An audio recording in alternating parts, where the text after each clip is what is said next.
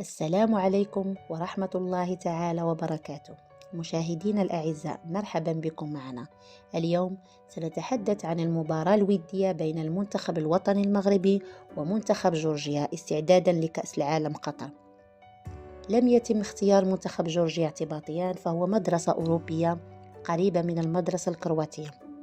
فعلى الرغم من أن جورجيا يعتبر تقريبا فريقا متواضعا بالمقارنة مع الفريق الكندي، فما بالك بالمنتخب الكرواتي والبلجيكي.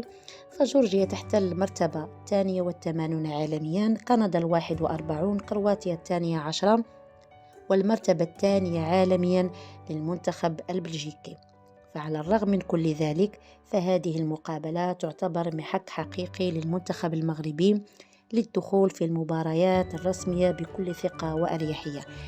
أما التشكيلة التي اعتمدها المدرب وليد الركراكي، نجد بونو في حراسة المرمى، الظهير الأيمن أشرف حكيمي، الظهير الأيسر عطية الله، قلب الدفاع غانم سايس، نايف أكرد ويحيى جبران، في الوسط حكيم زياش كجناح أيمن، وهناك أيضا عز الدين أناحي وأملاح وسفيان بوفال كجناح أيسر، في حين نجد يوسف نصيري كرأس حربة.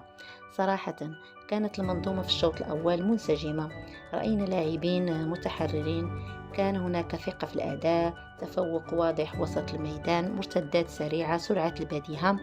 جاء الهدف الأول في الدقيقة 6 من رأسية يوسف نصيري بعد تمريرة ولا أروع من الرائع زياش، الذي اعتبره نجم المباراة بدون منازع. وبالفعل أكد زياش هذا التفوق بهدف صاروخي من مسافة قبل وسط الميدان في الدقيقة 29. شاهدنا أيضا ثنائية جميلة بين جبران وأناحي.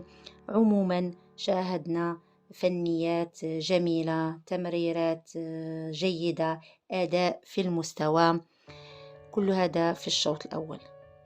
الكل كان ينتظر دخول حمد الله، لكن بدخوله رجع المنتخب للوراء. لماذا؟ هل بسبب تموقع حمد الله، يعني تموقع ليس جيد؟ هل الكرة لا تصل إليه كثيرا؟ هل الخطة تغيرت في الشوط الثاني وأصبحت دفاعية، الشيء الذي أثر على أداء حمد الله؟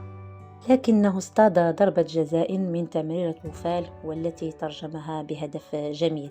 ويا سلام لو كان زياش مرر من تلك التمريرات الساحرة في اتجاه حمد الله.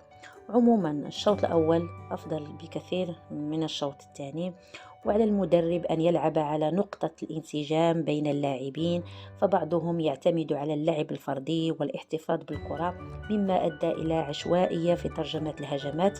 المرابط كان بطيئا في هذه المقابلة، وجبران أحسن منه بكثير.